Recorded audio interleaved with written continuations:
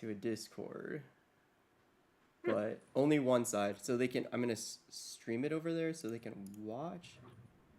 But Okay. yeah, hang on. Awesome. And we see somebody else joined already, or someone joined already. Yeah. How you doing, Welcome. Larry? Yeah. Yeah. Awesome. Give me one second. I'm messing with some new things to hopefully get the audience a little bit bigger.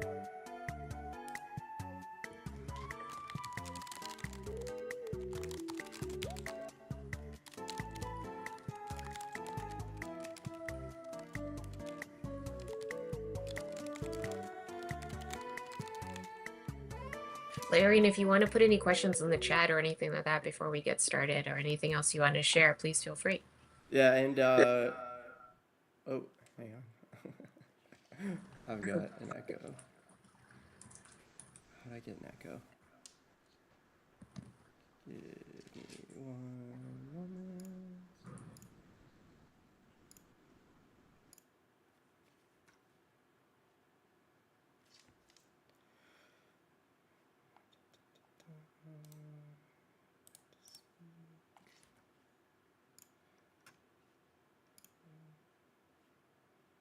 Hang on. Should be live. All right, yeah, we're doing some new stuff. Can this still work? I have no idea why there's an echo. All right, I'm gonna cancel this. We're gonna try this another time with Discord.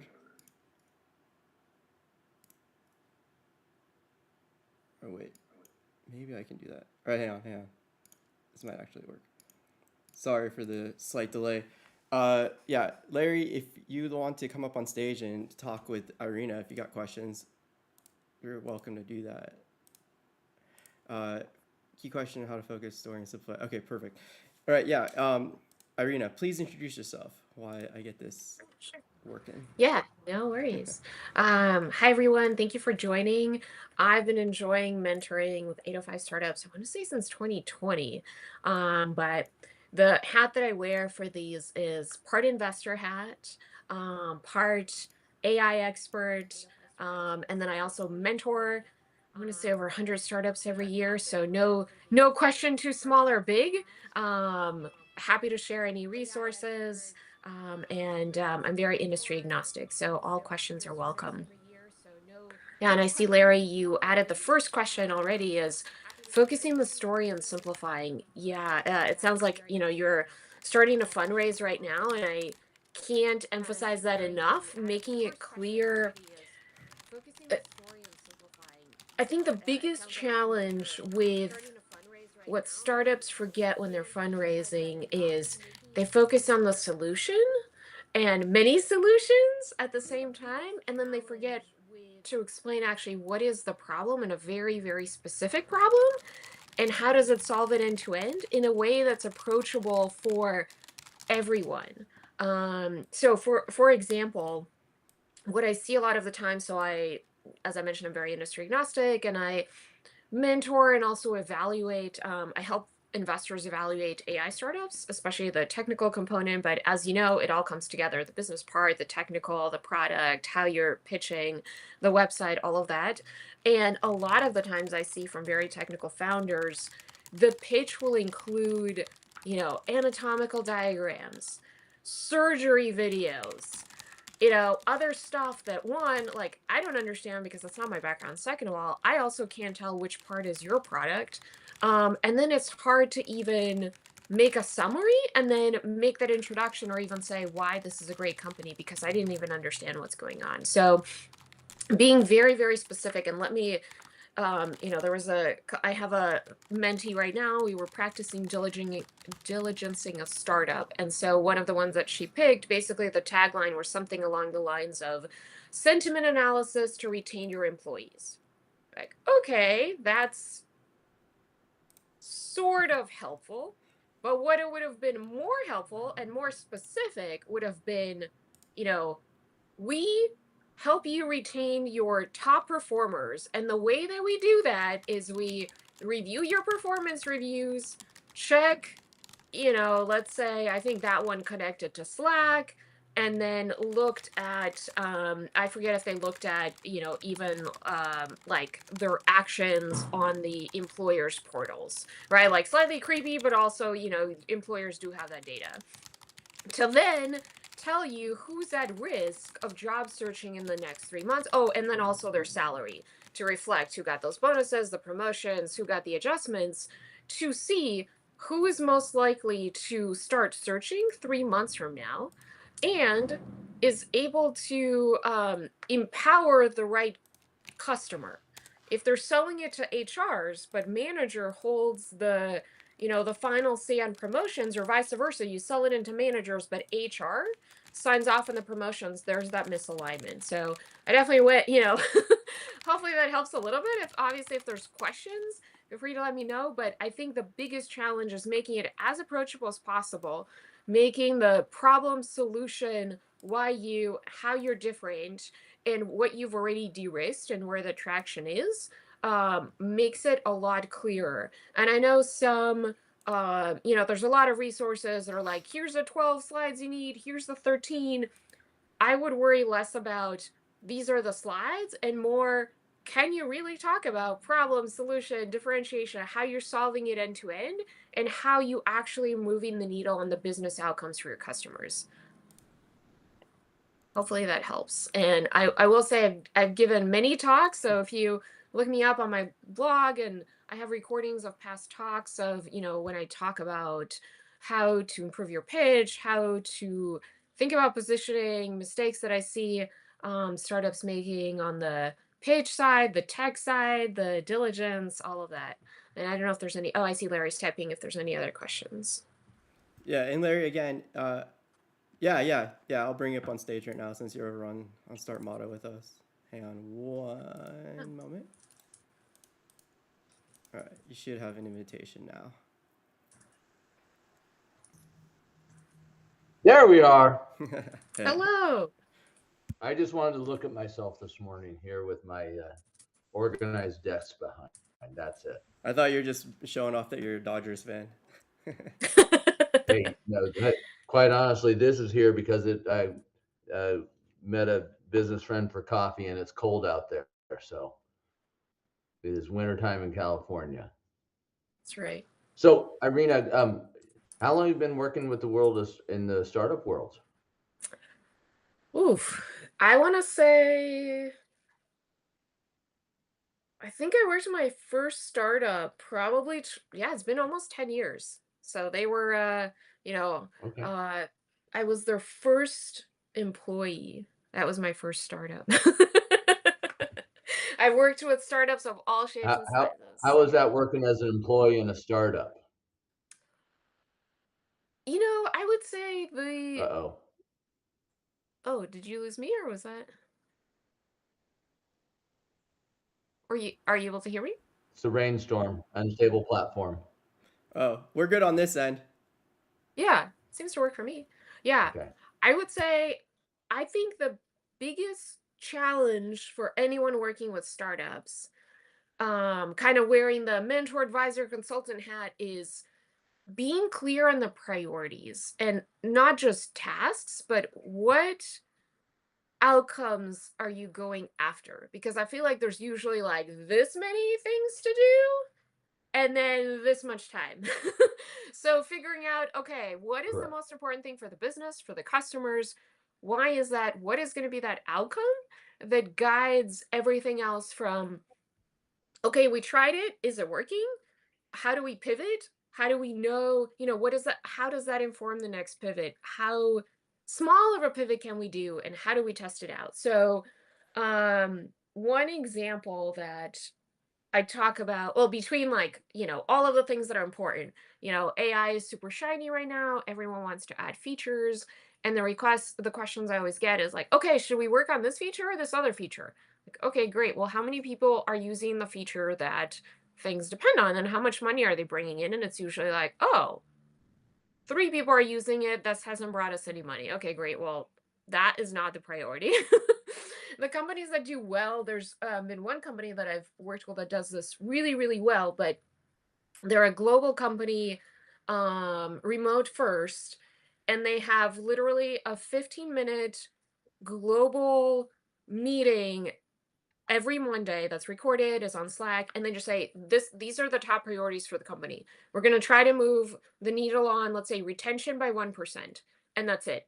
That helps, with 500 bajillion requests. Like, okay, does this thing we're working on move the needle? How are we going to evaluate it? When are we going to start testing it? When are we going to start pivoting? What I see a lot happening is, everyone's trying out all the latest and greatest tools, which is great, but there's no like, okay, well, why are we doing this? Can we just go research for 2 months? Yes, you can go do that, but why? Like, what is this tool going to help you do? How do you know when it's not working? Hopefully that helps. Yes. And happy to dive into anything. And I don't know, Gary, if you're getting questions on LinkedIn or any of the other Yeah, channels as well. we got people Okay, joining us on YouTube and LinkedIn and nice. Twitch. So yeah, we've got a couple questions coming from LinkedIn so far. Sure. Also, Meh7709 is excited that you're back, which is nice to Oh, see. thank you. I'm asking, so Karn has a question, but I asked them for a little more clarity, a little more context, because they want to know what kind of startups they should work for. And so, yeah, I'm asking them about their background area of study, so hopefully we can get a little more Yeah, meaningful advice for them. But we have sure. Ihor on LinkedIn. Hi, Irina. Where do you see the digital medical industry going in the next few years? Ooh, that's a good question. I'm assuming by digital medical, you're thinking software for hospitals and other medical devices. You're not thinking, or if you wanted to clarify, is this like med tech devices, so software and hardware, or are you thinking software for the medical industry? But happy to tackle both. Maybe I'll tackle the first one of just the software for hospitals and medical systems as a whole.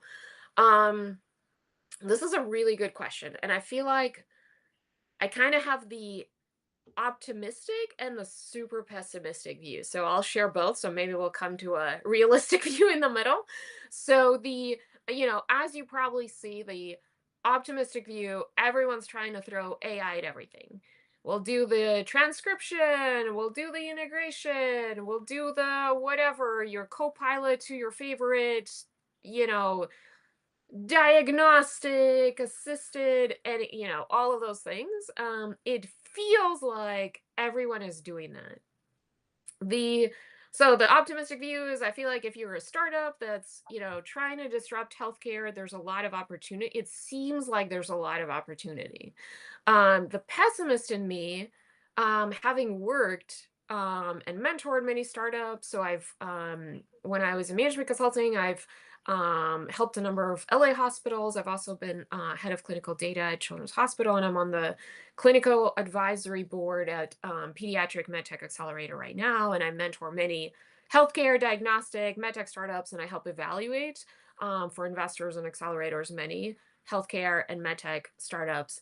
And one of the challenges that I see is almost threefold. One, on the data side, right? Kind of the one example I give is the way that the US healthcare works is by the time you get referrals to specialty care, unfortunately, you probably have the condition you're getting the referral for. So, if you're trying to see, do I have a heart condition? Well, your general practitioner is going to do some tests and do some imaging, and then they're going to say, that looks interesting. Maybe you should go to a cardiologist. The cardiologist will do some tests and goes, this looks interesting. Maybe you should do some more imaging.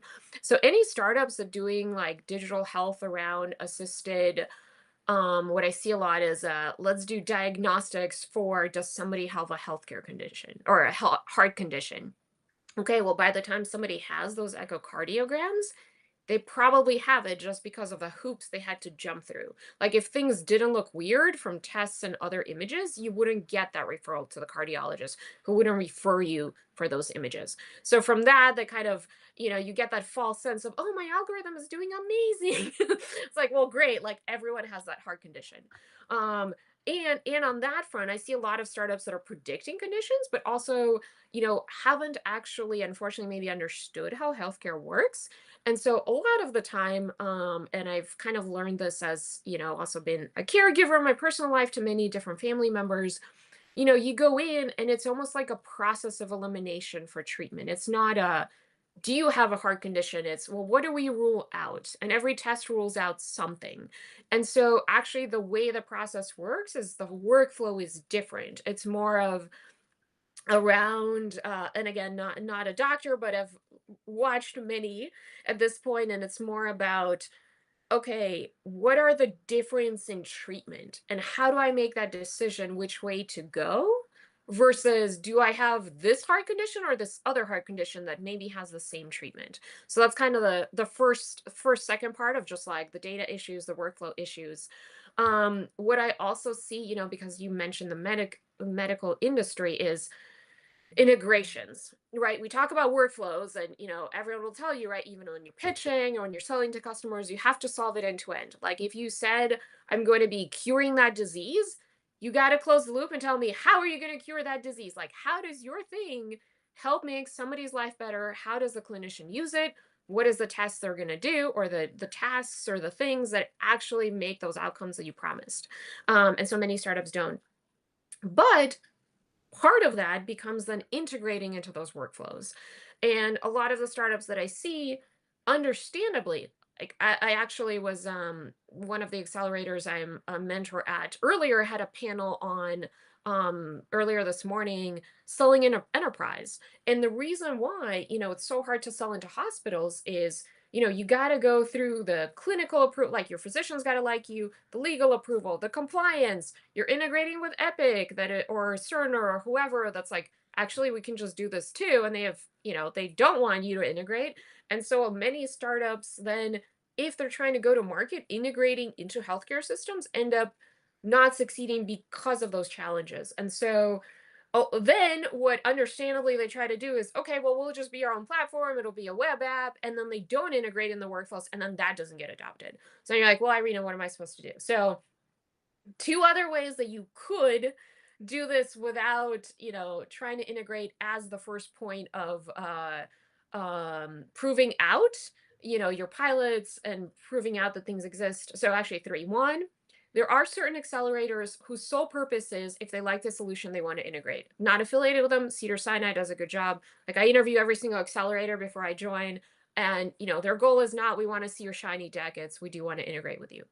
Another one is there are independent clinics that are not on Cerner and Epic, and they probably don't even have an electronic health system. So getting in with them, understanding their workflows, which arguably will be different than at a hospital. But if you're solving the right problem and have that market, maybe you go after the clinics and prove things out. The third one, depending on what you're actually doing, an interesting part that I've seen one startup do is go into livestock first to prove it out. So the one startup is it's called M Genesis. Again, not affiliate. I got to meet them through one of the accelerators. They were trying to prove out their algorithm to figure out which eggs are viable for fertility. And what they're doing now is they have tens of thousands of pilots with farmers to test out fertility for cows and their harvesting of eggs and how do you show which eggs are more viable and things like that, and are getting paid to do it and now have so much validation and improving their algorithms and things like that. So hopefully that helps. So just kind of like optimistic view, right? In summary, you think everyone's doing it. The pessimistic view, it's actually much, much harder. And so be more strategic about where you're going is kind of the answer with all of these things. So hopefully that helps. Um,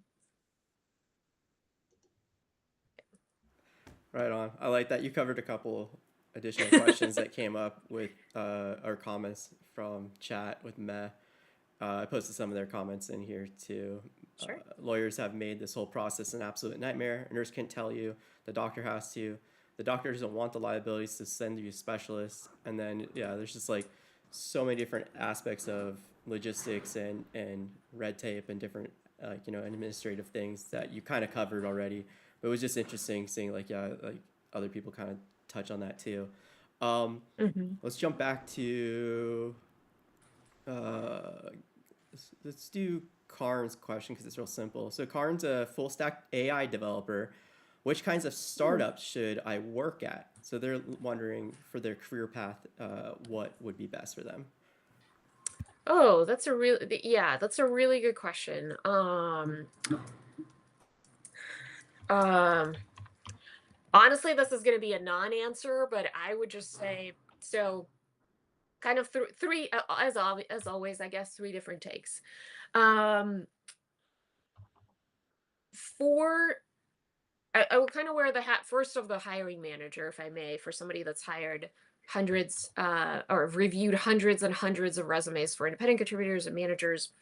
And what I see now when I mentor individuals is companies want you to do the exact same thing they're asking for.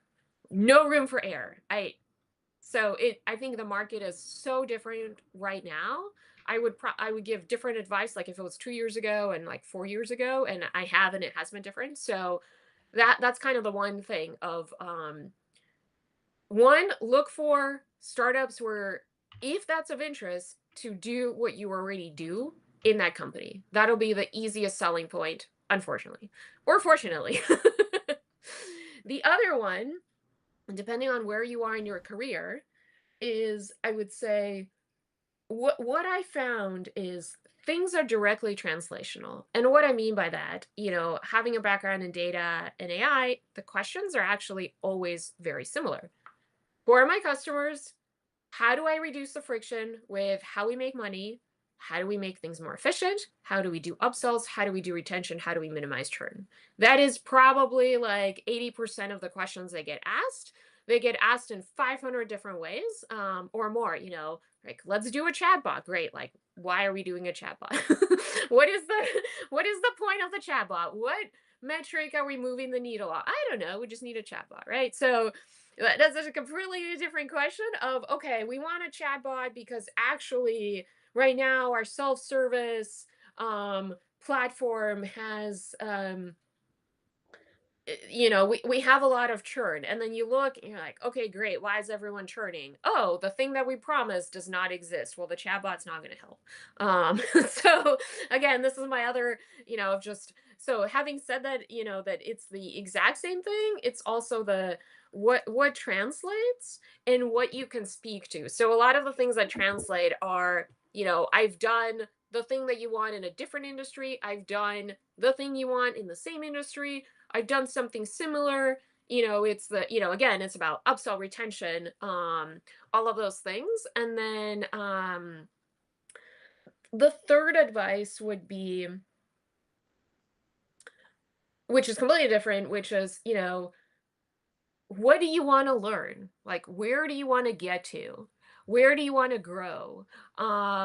Because I mentioned things are directly translational, what I enjoy learning is about the industry. I might be doing retention, but retention for fashion tech looks completely different than a SaaS productivity tool.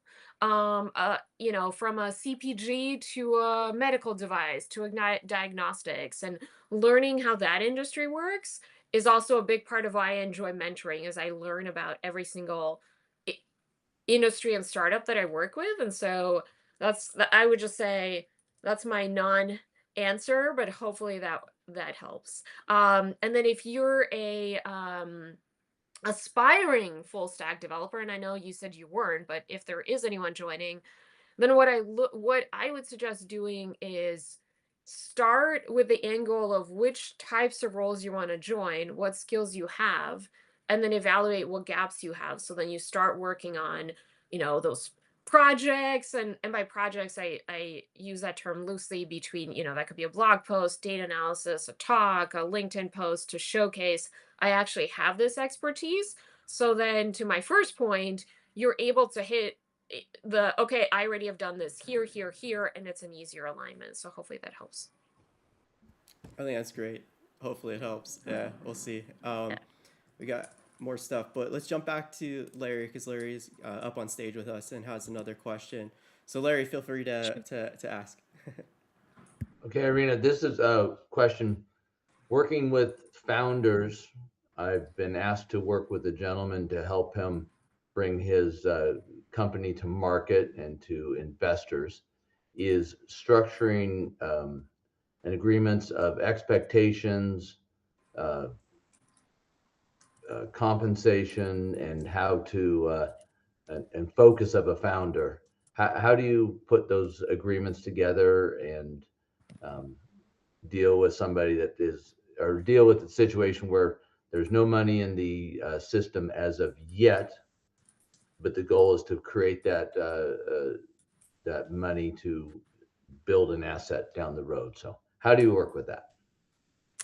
Yeah, that's a good question. So I would say, depending on who you ask, so as always, I'll give, like 3 tiers of answers. I want all So three. yeah, I'll take all three. So for the comp, so if there's no money, I you know, I take on roles that are advisory. And I only advise 1 to 2 startups every 2 years. So this is not this is one that, I got to believe in the product. I've probably mentored that startup in an accelerator. They know how I work and take feedback and vice versa. And so it's not a brand new relationship that, we're figuring out. And, I've also fired founders that I've been an advisor for and, happy to, of just like, hey, this is not working out. Like, I don't find that what I'm bringing, you're finding useful. And I have no problem walking away and you keep the shares that are left. Like, I have no problem with that. My goal, again, and for me, as someone, Larry, it sounds like, you're providing expertise. For those startups on the call, please don't be offended. I treat equity as monopoly money. It is literally like I'm doing you a favor by taking equity. I do not actually expect it to pay out. So that's kind of my first, and I feel like most, for better, again, this is my opinion, and I'm not the right advisor for most startups. Not a problem. What I've also done, as I mentioned, like three tiers of answers. So that's my advisory. And for full transparency, and I think I've mentioned last time I was on, I don't like the fast agreement with the FI because, Larry, to your question about expectations, the FI says, okay, the goal is you get this much equity, you get those introductions. Well, it doesn't talk about the quality of the introductions, and I just do introductions. Like I for anyone, if I feel like it's the right introduction and I like saying there's nothing in it for me, here's the introduction. I don't need to be compensated for that. That is not how I want to be helpful. And where I personally am helpful is I have, a founder will come and say, okay, we're evaluating different things. Or actually, one of the founders, let's say, came last week and they were like, we're evaluating this tech stack versus the other one. I'm like, okay, we can dive into the nitty gritty, but let's step back. I think what you're trying to do is, will your tech stack help you do X, Y, Z? They're like, oh, we didn't even think about that. We were just thinking tech. And I'm like, well, great. Well, where are you going first? And then let that guide how you're evaluating. So again, that and so the way that I structure, so that's kind of the advisory part, and the equity vests monthly. So we'll say, okay, we're working for a year or two. This is how much, and I do, again, full transparency, I do take 1%, and that vests monthly. And so that's part of the agreement. And then we just say, something loose along the lines of like 2 to 3 meetings a month to help, it'll be like fundraising. I'd have to look up an area, but it's something that's vague but also specific that, like, we have those meetings, they could be on the calendar and this is where you're getting. I've started, again, for full transparency, for those that are interested or if that's helpful, I will not be on Slack because I just realized I used to do, I'm like, oh my God, I'm just like on Slack 24/7 and I just don't have time for that. Like, like these are one-off questions, email, great. Do not join Slack as an advisor. Unfortunately, do not have time to do that. Again, not the right advisor for everyone. Full transparency, just sharing that. So then the second tier of answers. So then, okay, Oh, and you mentioned no money. So one thing I want to be cautious is their SEC rule, and I forget if it's something like, I always forget, but there's an SEC rule. I forget if it's like 708, 108, 68, something like that, that basically you can't be a broker dealer. And so what that means is if you're helping somebody fundraise, but you're getting comp in equity, you're basically essentially, you should not be doing that, because then once they fundraise, your equity is worth more. So you're like inflating the value of your equity by the fact that you're helping them fundraise. Okay. So, not a lawyer. Gary does have actually a bunch of lawyers that join on the call, but I would still ask the same question that you have to them as well. And I have a contract that my lawyer drafted up, and it is tailored to. So I'll mention the other two, which is, part consulting, part equity, and then full consulting. That's a cash price. But my consulting agreement has those clauses in there of like, okay, so I'll quick answer again. The first one is just fully equity. The second one is part cash, part equity. So I'll do, hey, here's my cash rate, and up to 80% of that can be equivalent value in equity.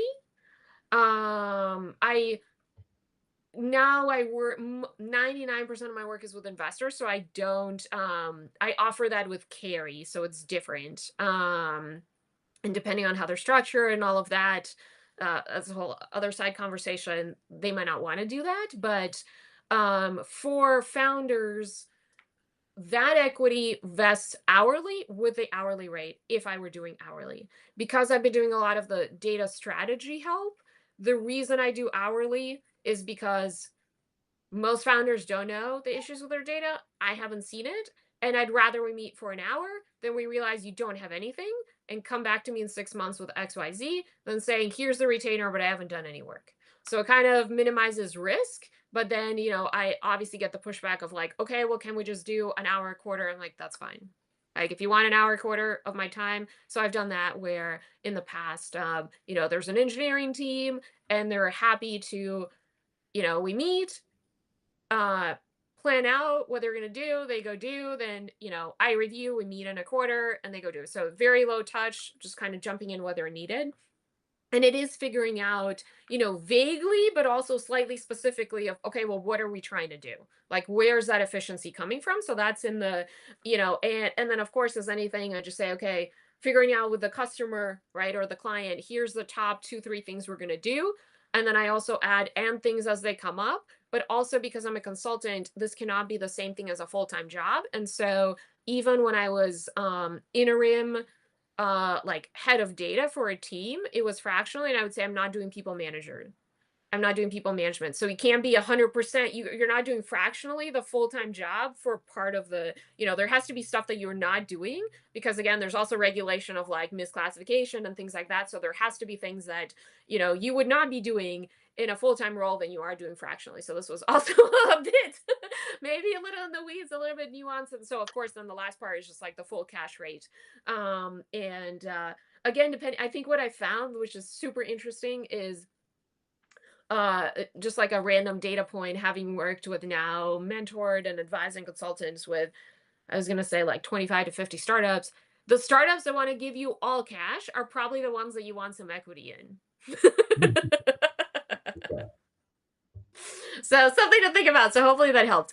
But I would very, very highly, recommend coming back, talking to a lawyer, having a contract. And so my contract then lists, the objectives, top things, like who would I be reporting to? Who do I send the invoices to? What does that look like? And then also my other tidbit, if you're doing part equity, part cash, I have late fees that also account for the equity too. So if you forget to give me that equity at the end of the month, you're going to be charged late fees proportional to the hourly rate and the equity, all of those fun stuff, and work stops if you don't pay. So what I end up doing, again, if it's of interest, I'm on a net 14, not 30, not 60, not 90, 14. And if I don't get paid on the 14th or 15th, I'll send an email, probably give them till the end of the week, just like, hey, there's going to be no late fees by the end of the week. Right. Then work stops, like zero work.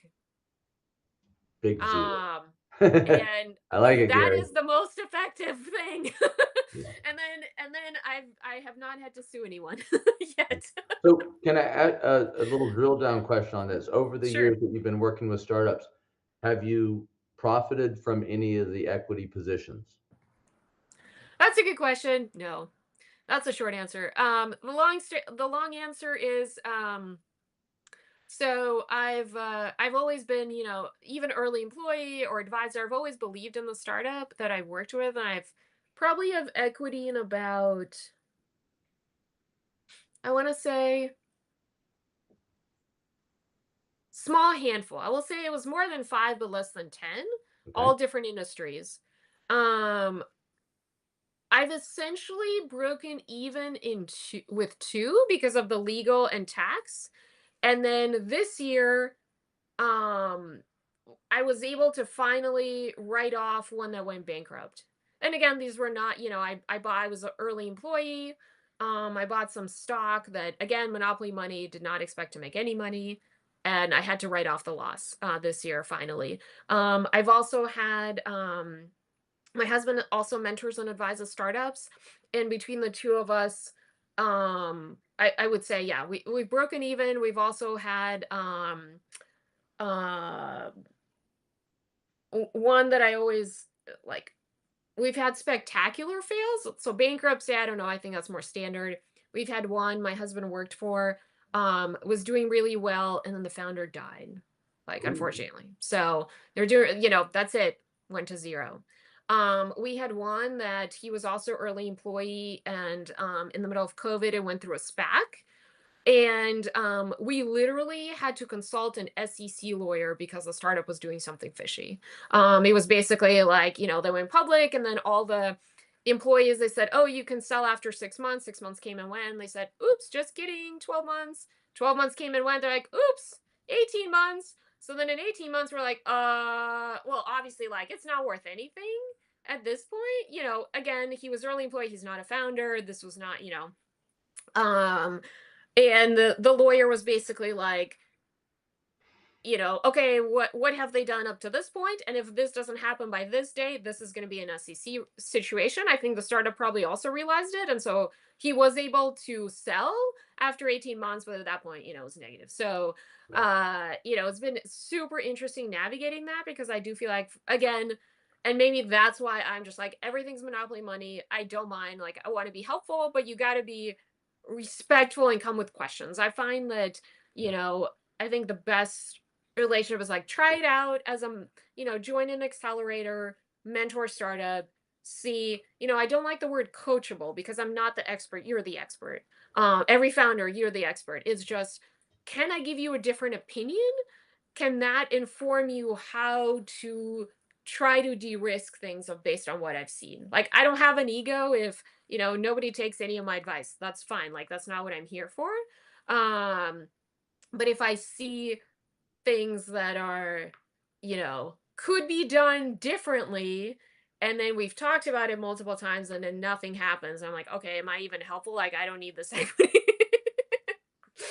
Very good. Well, I I appreciate your insights Yeah, on that. no So yeah, problem. yeah. sounds I Hopefully to me that like helps. consulting fees are very important to have.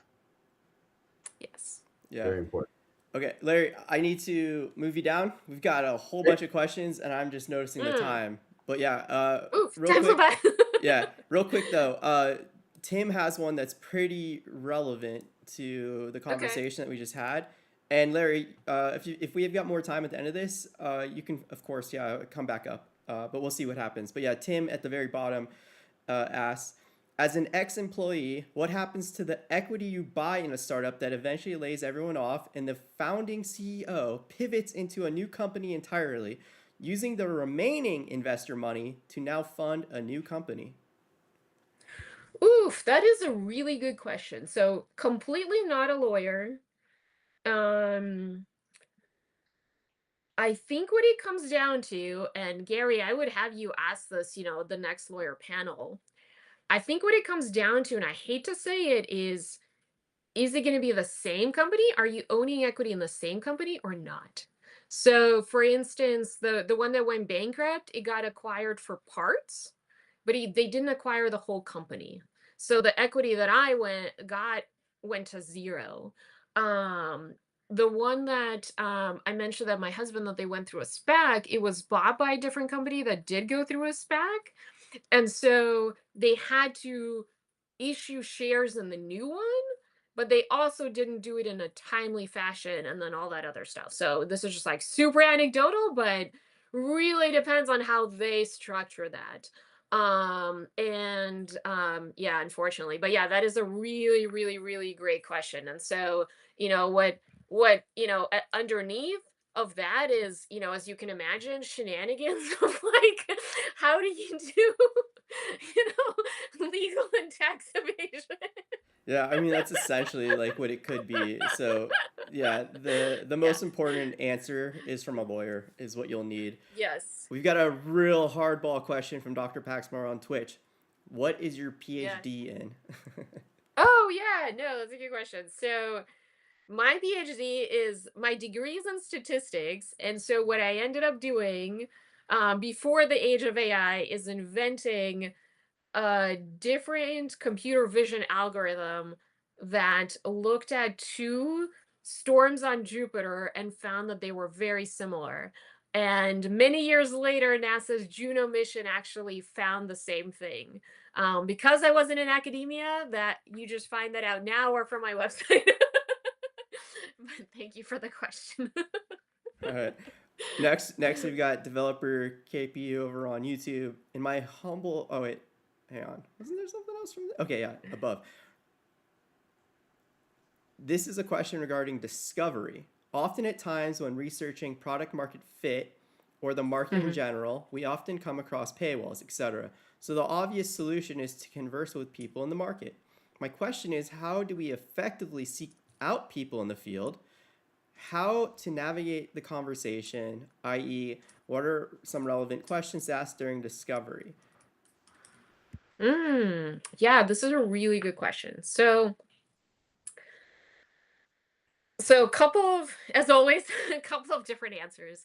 So around your last part of asking questions, one framework that I recommend is the jobs to be done, JTBD. You can look at it for jobs to be done in industry, jobs to be done in whatever. So there will be questions. One thing that I recommend is even before the questions.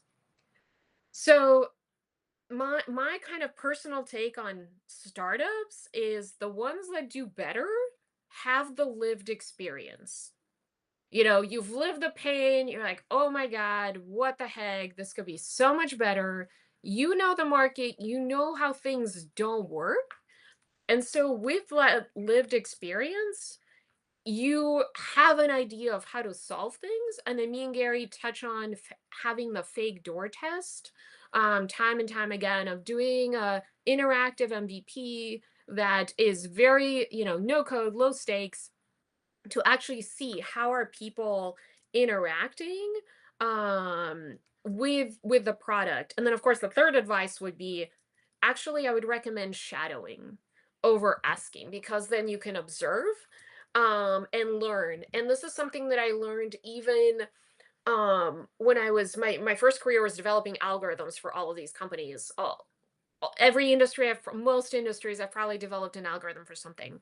And the way that I approached it is by first trying to understand the business problem. Well, first I learned I had to do the business problem, but also I would go shadow and just say, okay, well, walk me through, like, even if I can't. So when I worked at Children's Hospital, they would just say, physician will say, "Oh, do you want to come on rounds?" I'm like, "Actually, I'm going to pass out." Like, so can't actually go on rounds with you and like see like blood getting drawn and all of those things.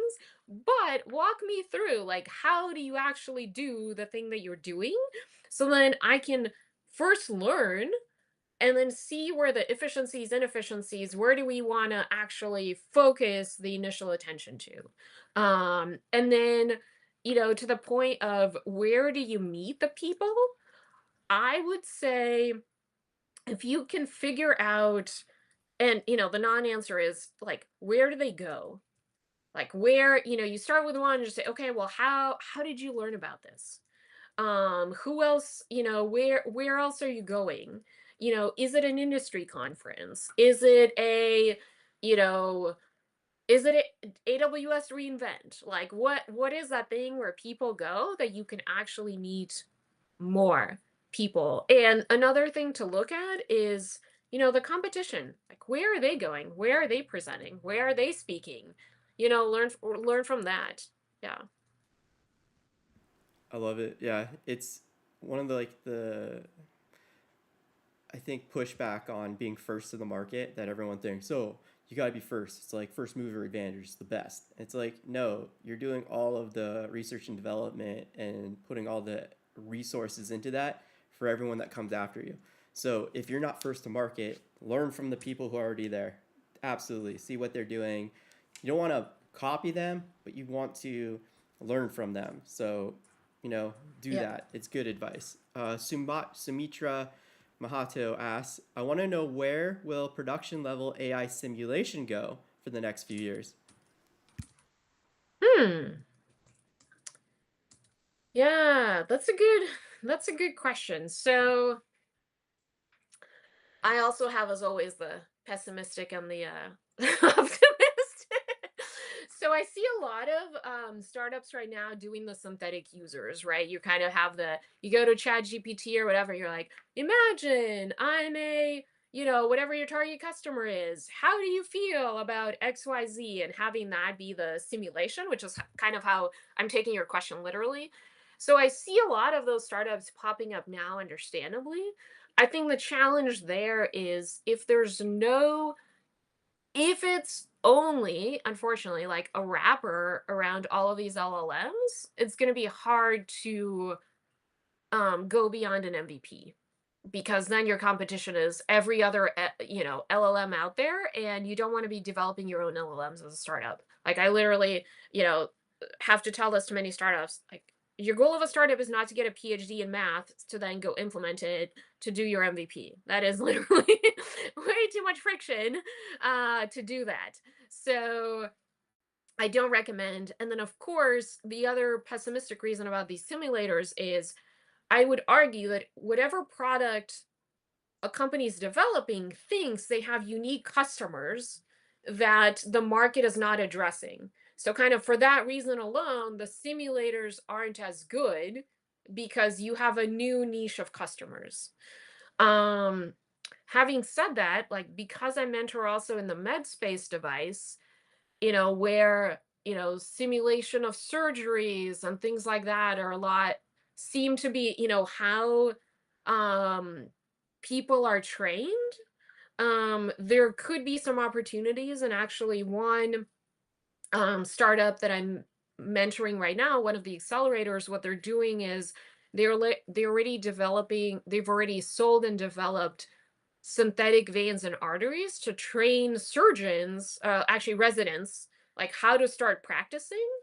And then what they're working that now is adding sensors to then evaluate, like, how well did you do in that surgery. So you're kind of before you get to your first surgery, like, practice that, the simulation. So I think there's a lot of opportunity there. And in the bringing the software, I hate to say AI, but bringing the software to the hardware part of things to help with simulations to practice. You're kind of thinking like the pilots doing the flight training simulation. Okay, can we do that for everything else?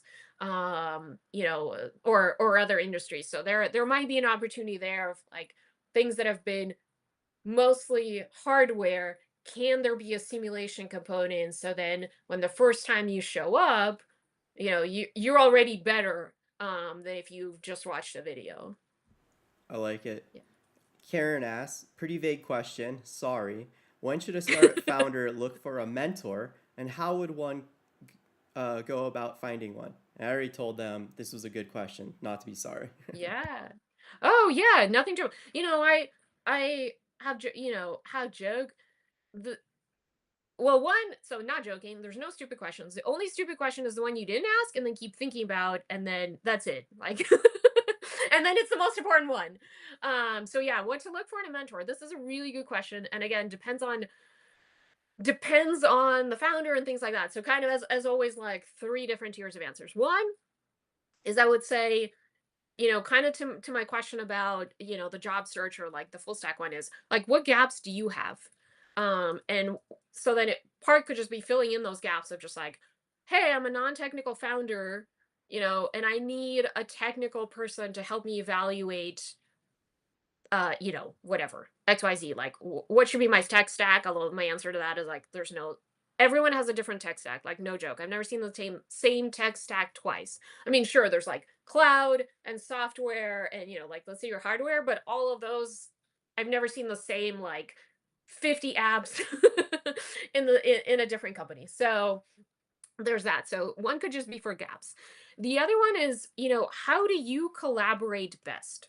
Right? Like I mentioned to you all earlier, like I don't do Slack as an advisor. Maybe that's like you need somebody on Slack, right? Like that could be the requirement of just like how do you collaborate? How do you receive information? And then the other part is just um what what do you need? Like I mentioned the myself as a mentor, like as you've seen on this call, like there's no right answer, there's no one answer. Like, are you okay with me giving 3 different answers that are completely contradictory? Most founders hate that. No joke. They're like, Irina, I just need the answer. I'm like, I have no idea what the right answer is. So I am not the right mentor also for many founders. And I have no problem with that. So I think it's figuring out, right, like where, and then also where do you need to go? Um, and where, are you looking for somebody who's already done that to walk you through it? Kind of what is the guidance? And then I won't lie and say, time commitment. Like I will have people reach out, and they're like, hey, can we meet like every week for like, I'm like, no, I don't have time. I don't have time to be your full-time mentor. So making sure again, it's like and then also like how you think the person can help, right? Because at the end of the day, you're like, hey, can you, like I had one startup and this was many years ago. It was one of the first ones I started mentoring. They were a non-technical founder, which is perfectly fine. I've worked with many, many non-technical founders. And then at some point they were like, you're the most technical of everyone. Can you just manage like all of our passwords and IT infrastructure? I'm like, what? First of all, I'm your mentor. Like I have, and like, no, that's so much liability that again, like somebody who's completely external to your company that you're just giving, like I'm flattered, but also that is so much issues for you to trust me that I don't want that. Again, like I appreciate that you entrust me with all that. I do not need all your passwords and credit cards and all. I'm just like, no.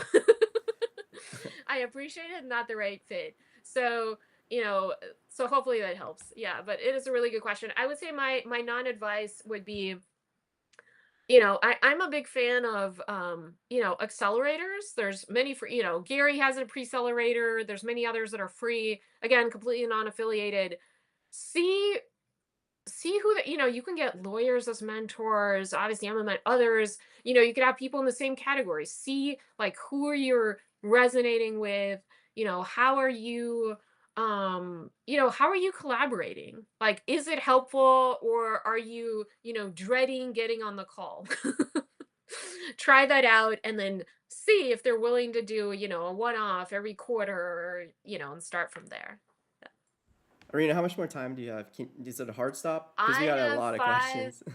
Oh, sorry. Okay. Okay, let's try let's do 20 minutes. I did have a hard stop. I'm going to try to push it right now and then finish at 11:15. Okay, But yeah, you're amazing. I'm glad Awesome. there were so many questions. Sorry about it. Yeah. No, yeah. This is an amazing group that got real brave as things went on. I was yelling at some people. Awesome. But yeah, okay, Yeah. so Andre asks, there are a lot of AI companies getting funded. Knowing the cost to train a custom LLM model, there is a high chance they are leveraging existing LLMs and not building their own LLM. You mentioned this already. Integrating LLMs or essentially building an AI wrapper is not technically challenging. You mentioned this already. Are we in a bubble with too many AI startups knowing there's a low barrier of entry for these types of applications? It's a good question. Yeah, no, it's a really good question. So yes and no, right? Like there is a low barrier to entry for an MVP, right? Like you could just have your favorite, we talked about interactive wireframes all the time. You could just say, right, to your favorite, like cursor, code me up, like this landing page. The MVP is really easy. You'll know what to click when doing a demo. It'll look like it works. And then nothing else will. And then you're like, oh my God, what am I doing with like 100,000 lines of code that I didn't write? And then something breaks. Because I'm sure you've seen those demos where they're like, just like, okay, there's an error. Skip, skip, skip, skip. Okay, what? Ta-da, it worked. Um, right before this, I was telling Gary, I'm in the process of trying to find a new place to rent. And I'm now on the other side of these AI agents. And actually, when I do diligence for investors, I do a lot of it is product testing of, end to end. You said you're doing this. I will actually go product test and see, does it actually work? Did you actually deliver? And how easy it is for a customer to sign up for the use case that you promised or a common use case. So, and I'm on the other side of this, and I cannot tell you how frustrating it has been. One, to schedule a tour for an apartment that is getting shown because it's an agent that, one, like, obviously doesn't know how to handle, like, it should just be a widget. Like, I literally should just get a text and be like, here's the calendar, just go schedule it. Instead of being like, oh, let's schedule it to next Tuesday. I'm like, how about Thursday? And they're like, Thursday. Oh, you mean Tuesday? We don't. I'm just like, oh my God. And then the funny part, funny not funny, I bank at a credit union. So all of these risk scoring models that are built on the most common bank statements now are just like, what is this credit union? So then this AI agent, like, this literally happened. We paid for the application fee and the holding deposit, and they're literally like, we can't read your bank statement. We're canceling your application. I'm like, oh my God, right? That is fully automated. Like, and you're like, what?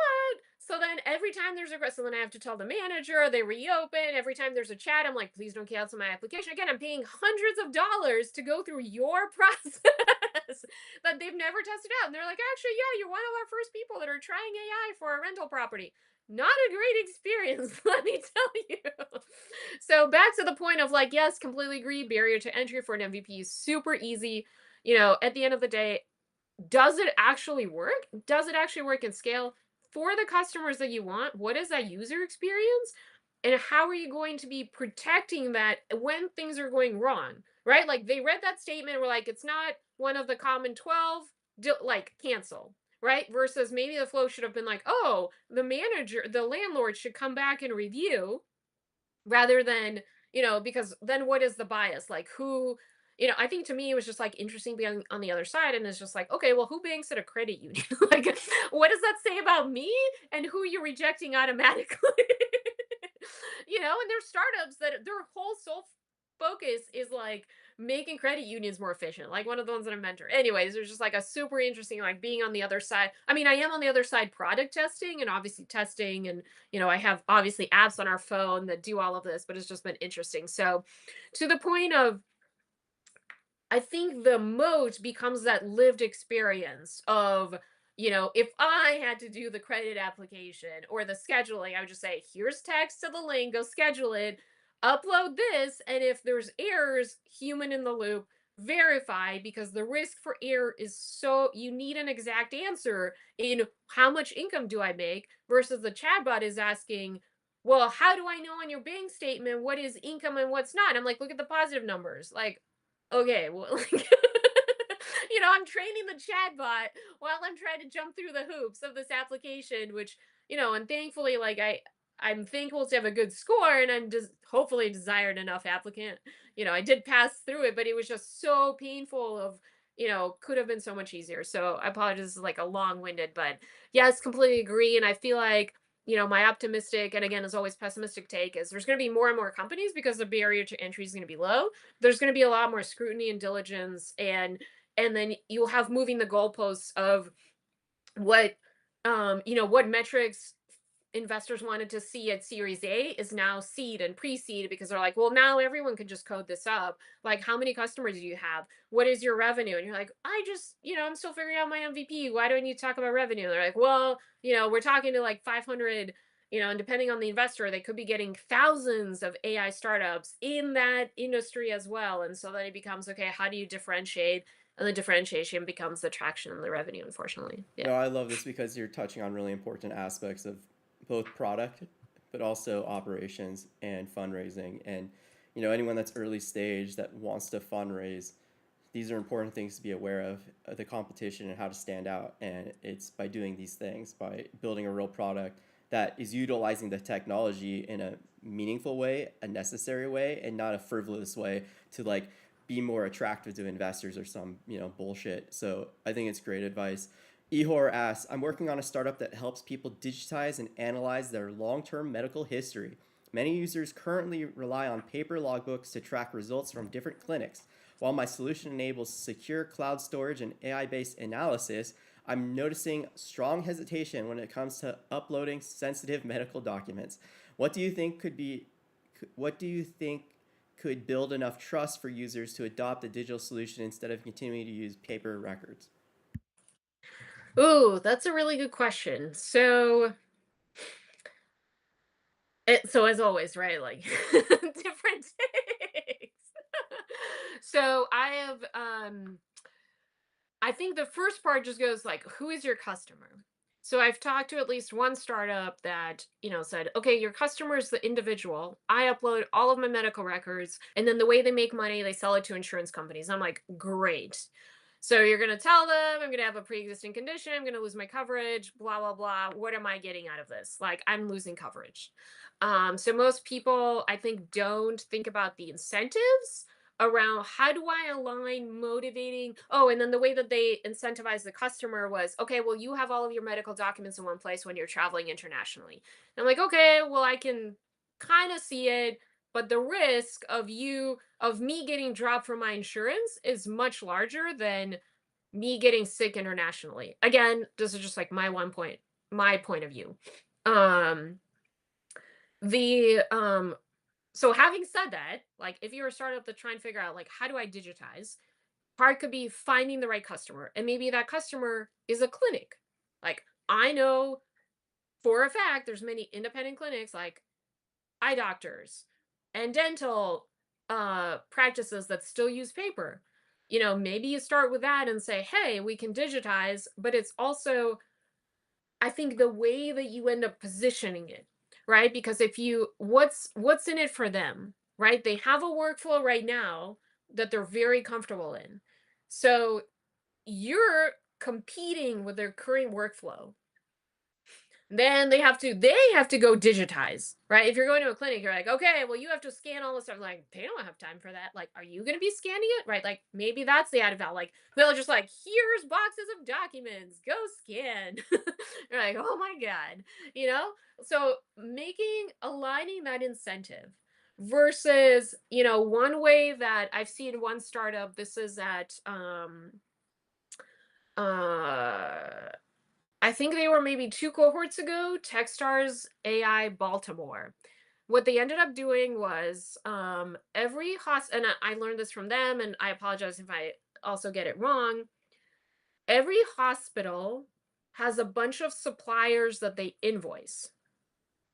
And actually, it's not true of just like hospital. Any humongous company has invoices that they send out, and many don't get paid. So maybe the digitization is, we'll help you figure out which invoices are outstanding and get a percentage back in the revenue we bring you. Right? And they're like, great, you made us $1 million, we'll give you 10%, 20, whatever, right? Like we wouldn't have gotten it otherwise. They're already like 3 months outstanding. Like, versus me, like net 14 is like, that's it. You're not paying me, we're done. Versus other companies, they'll still work together and just not get paid. So aligning that incentive and aligning those prices helps with the selling point of being like a no-brainer. And I feel like the biggest challenge, I think, with startups, um, and honestly, everything, right? Like when I was saying earlier, like I do hourly, they're like, well, why hourly? Like, we don't want to pay you for an hour. do the outcomes. I'm like, okay, we want to do outcomes, but if we don't know what we're getting into, what I can do instead is say, we're going to try this for 2 hours and see where we go. And that informs the next process. But, and it is a big reason why I don't end up doing hourly consulting with startups anymore, because of that. Of just like, okay, we want a fixed fee thing. We're like, well, your thing is very fuzzy. We each don't know what we're doing. You don't know your data. We don't know your customers. We don't even know what exists. What is even collected? What is your tech stack? Like, can you tell me who your top 3 customers were yesterday? No. Who were the top three? What was your top three average order value over the last quarter? Like, most don't know that.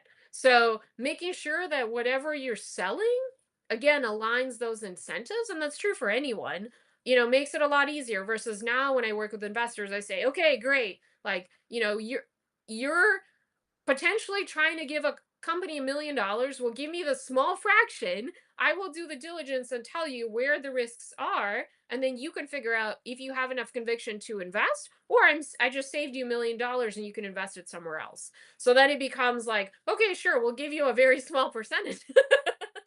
And you just saved us $1 million, and then hopefully, we invest in another startup that has a bigger exit. So aligning it to somebody's earlier point of, like, how do we talk to our customers? Like, if you shadow them, then you understand, what is in it for them?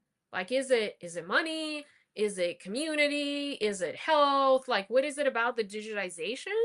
Um, and when I talk about, and this is again, like maybe an aside, but when I mentor a lot of technical teams, there's a whole concept of technical debt of, code is never perfect, there's issues. How do you get technical debt at the forefront of executives? They don't care. They're like, yeah, I don't know. Let's just add like 100 more things. That should just all magically work. Just have cursor coded up in Claude, like whatever, right? Like, Gary's laughing, right? I'm just like, those are real like requests. Um, as a mentor, I just like try to, get him to step back from that ledge. But, the way that I talk about it is then you talk about, okay, what is the impact now with the technical debt? Oh, it takes 3 seconds to get a reply. Or actually it takes 3 minutes to get 3 seconds might be too short, but for chatbot, it takes a minute for a chatbot to give you a reply versus 10 seconds if we do XYZ. Or right now, it takes us 3 months to generate a report because we're doing this and this and this manually versus, if we had this integrated, this could be done in about a week, jumping through those hoops. So tying it to, okay, this is the efficiency part, this is the amount of hours, and that ties into money, again, makes that alignment easier of, oh, I see, you spend 2 weeks and then we can generate $10,000 or like $100,000. Great. That's a no-brainer. So hopefully that helps. I know it was definitely went up. No, no, But yeah. hopefully that gives more context. Yeah. Yeah, no, again, it was good. And it touched on some important areas. And I mean, the number one thing is, yeah, shadowing and understanding what existing workflows and procedures and systems they already employ and why, and where those frustrations are or what's working. But then also, like you mentioned, the fact that someone has to scan all this and digitize it. That's not only a resource in terms of time being taken away from different employees to do that, but those are labor hours. Those are labor hours on top of the labor that they need them to do for their current roles, whatever those positions are.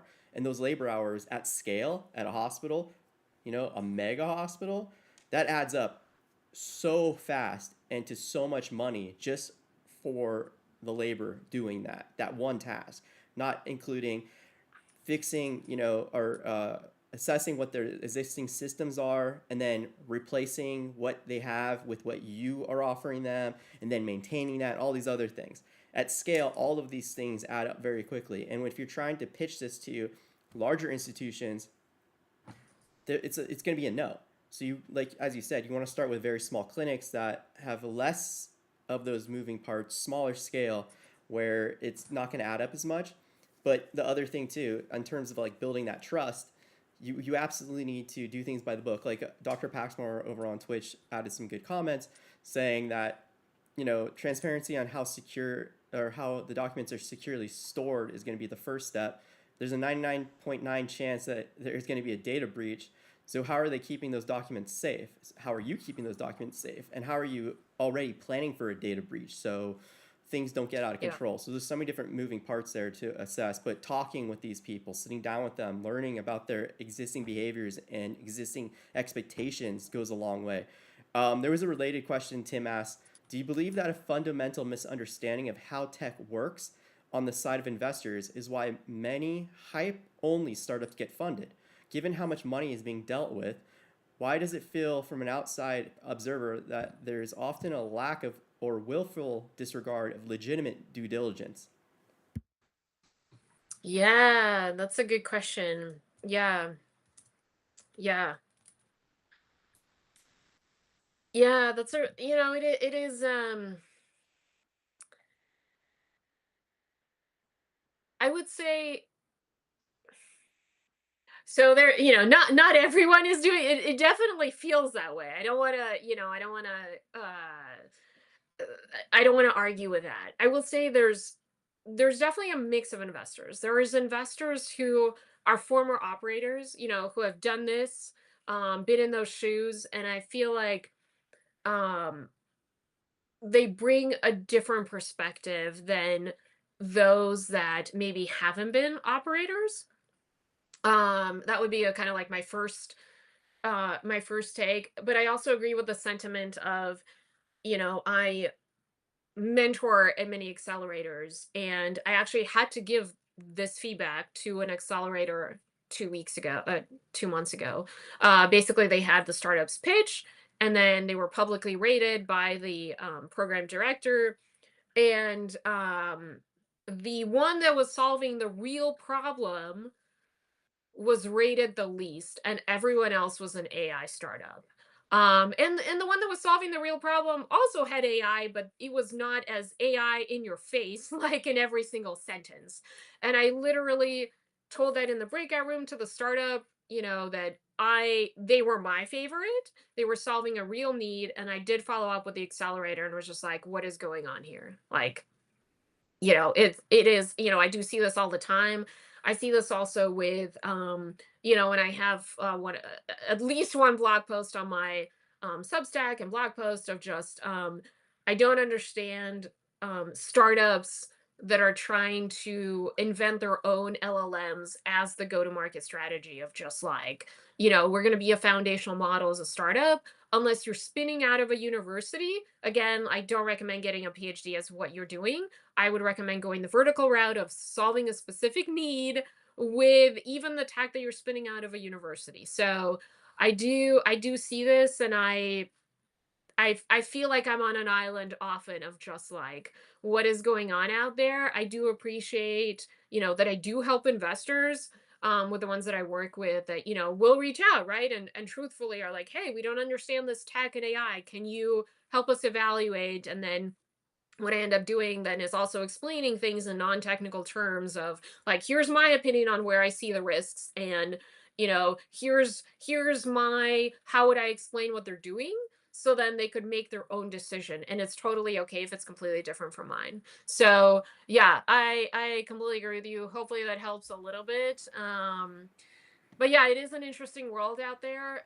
I'm still a big believer of the companies that are solving the real problems with AI or not, will be the winners. Mm.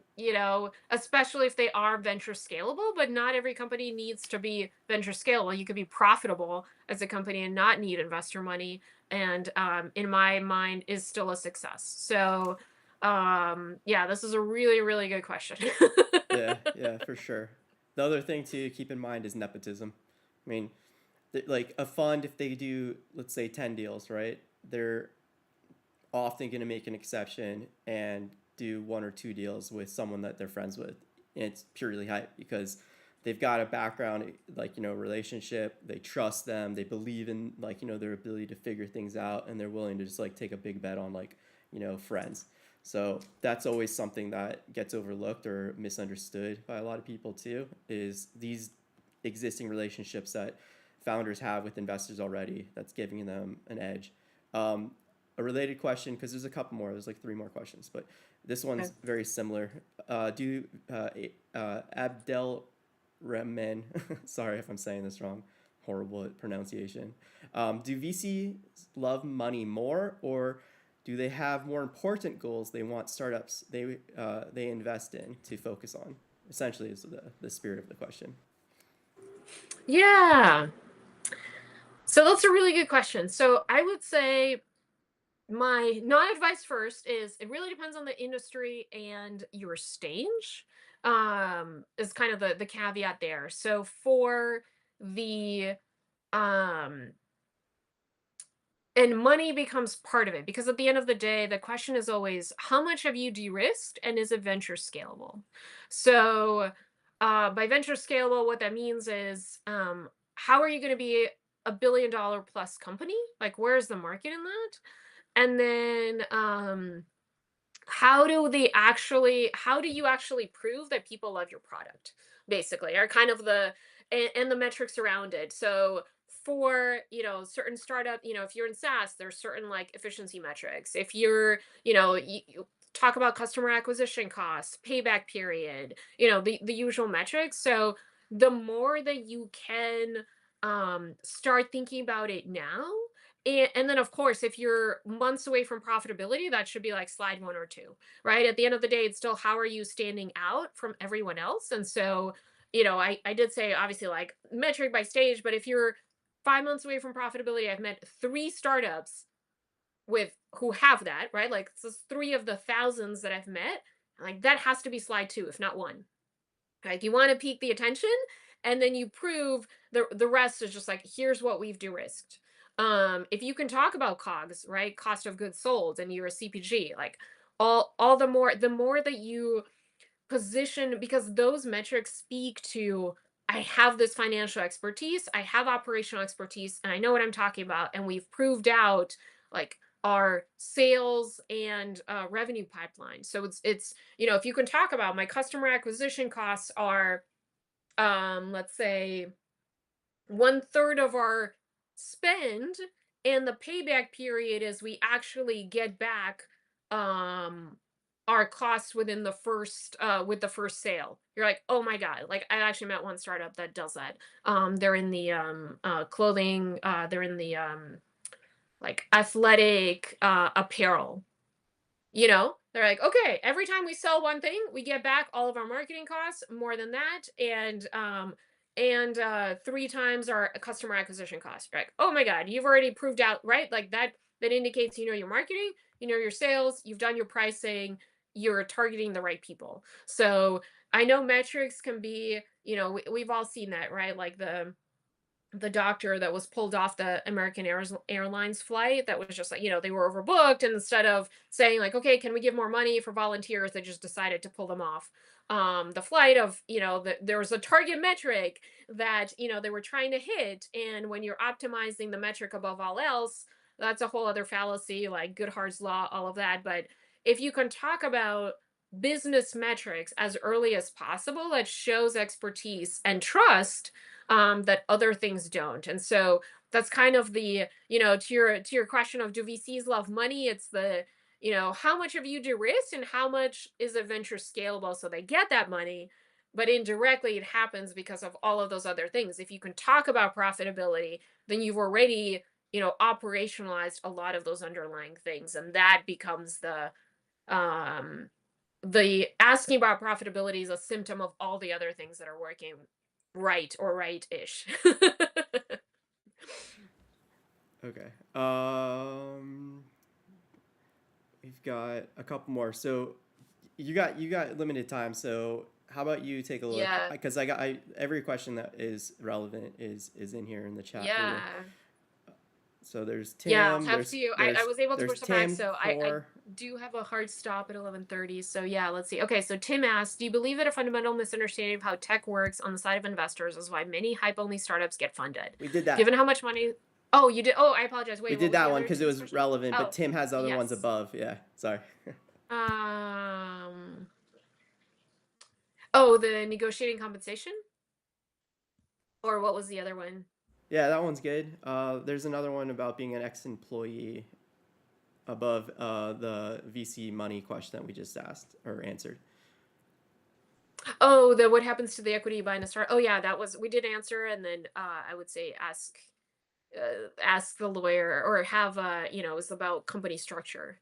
Right? I think that was the answer to that. I will say let's take a question from somebody that hasn't asked a question before. All right, there's And then obviously I'm coming back in March. I think we have one more. yeah. But yeah, I just want to make sure that somebody who didn't ask a question does get a question Core asked. Farms is right above Tim, and then Apex. Okay. Yeah. Okay, great. So we'll do those two, and then Okay, so Core Farm asks, is there a source list for investment platforms and communities that this service or server offers, like us? I'm looking for outreach. I have tried platforms like Reddit, Facebook, LinkedIn, VC4A, and so on, but most, not all, except for VC4A, will not allow this. So I'm confused as to how I can outreach outside of DM and email. So essentially, Core's asking, how can they conduct outreach to investors to find fundraising? And I think this is interesting to hear your thoughts on how you recommend doing this. Because, yeah, again, a lot of these servers or communities don't allow fundraising in that fashion because you're just spamming people. You're being obnoxious. Yeah. You're a stranger asking them for money. So, what's your advice on fundraising as a strategy? Yeah, that's a really good question. So, completely agree. I feel like most founders forget, or maybe don't know, right? That most investors focus on they have a thesis, and it's industry, stage, and things that they want to help the founders solve. So between like expertise and also, for example, many healthcare investors won't do medtech devices so that are regulated. So sending someone like, hey, we're this medtech startup, that's doing a series A when they're like a pre-seed health tech startup, they're not going to invest. And I feel like many founders, I want to say 99% of the founders that I work with do not know that. They're like, oh, we'll just, everyone, you're an investor, you're going to be interested in our startup. So I feel like one is just being focused on who you're going after. There's many, again, with this healthcare example, or maybe the one earlier, let's say like the future of work when we were talking about retention. There's some investors that will just say, okay, we're B2B AI SaaS. Great. Some will say we're future of work AI. So the more, and the interesting part there is the more niche it is, the less you'll have to explain in your pitch. Right? Like there's some investors that are like, we only invest in military and veterans.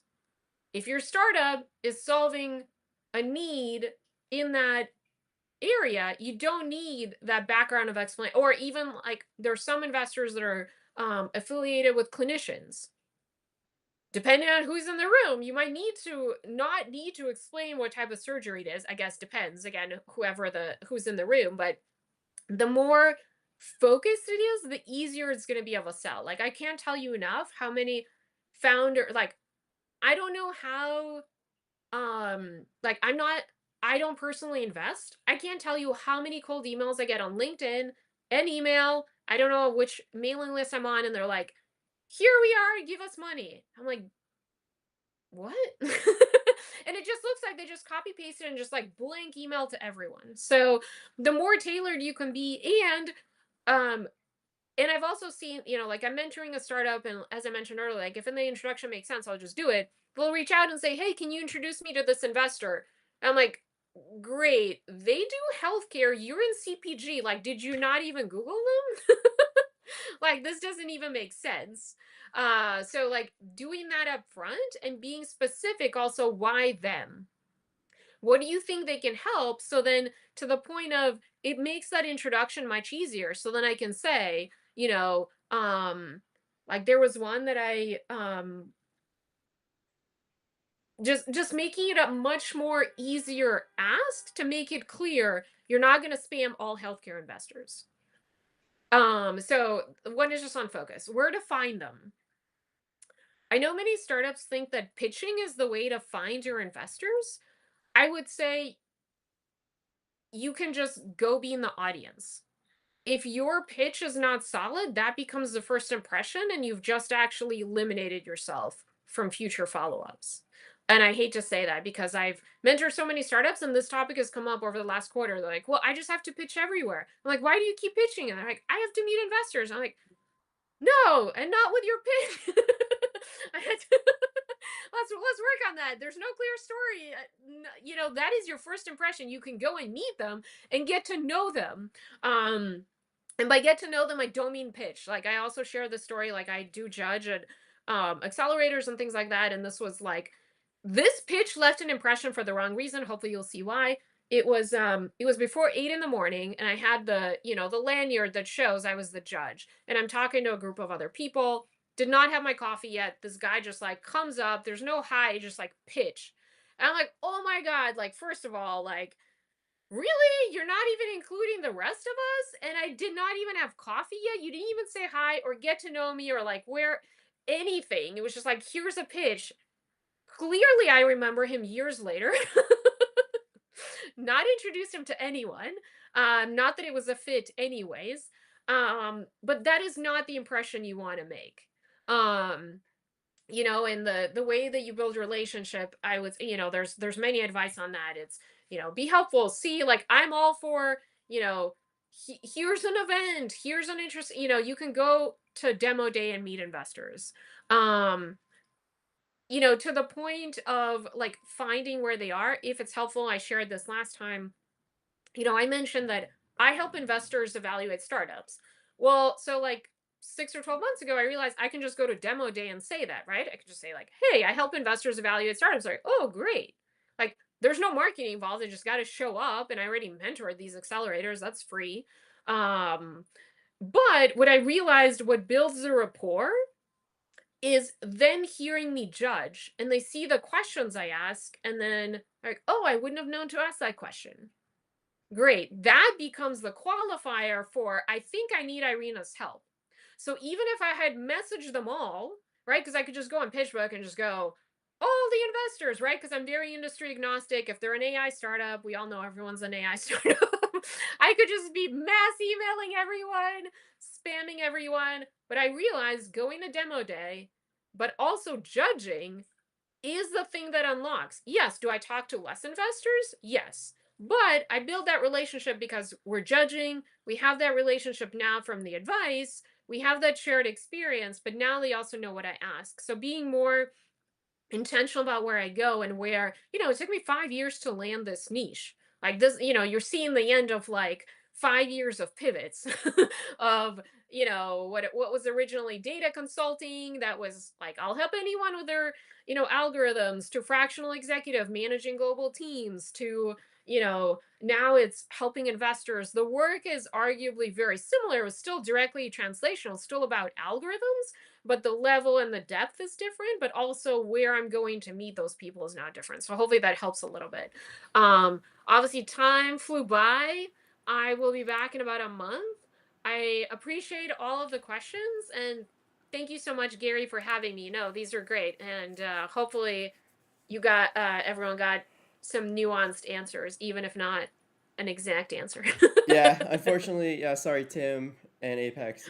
Apex, I can answer your question myself. That's easy. Yeah, Tim wanted information about negotiating compensation, but yeah, maybe, yeah, get to that in some other We can way. talk about it next time, but also it's Yeah. a great question to ask other leaders as well. I mean, it really, really, just really depends. And, I would say back to my answer to Larry's question, I would say, about the tiers of that. But yeah, have a good rest of your week, everyone, and looking forward to talking more. Yeah, thank you so much, Irina. Bye. You're the best. My I'm pleasure. so excited to see you Bye. soon. Yeah. All right. Take care. Bye. All right. Awesome. All right. Yeah. Thanks everyone for joining this and putting in so many questions that, yeah, Irina had to push things back, her other meeting by 30 whole minutes. And yeah, Tim, she answered a very similar question to, wait, why that do that? Hang on. you can still hear me. So give me just a moment here.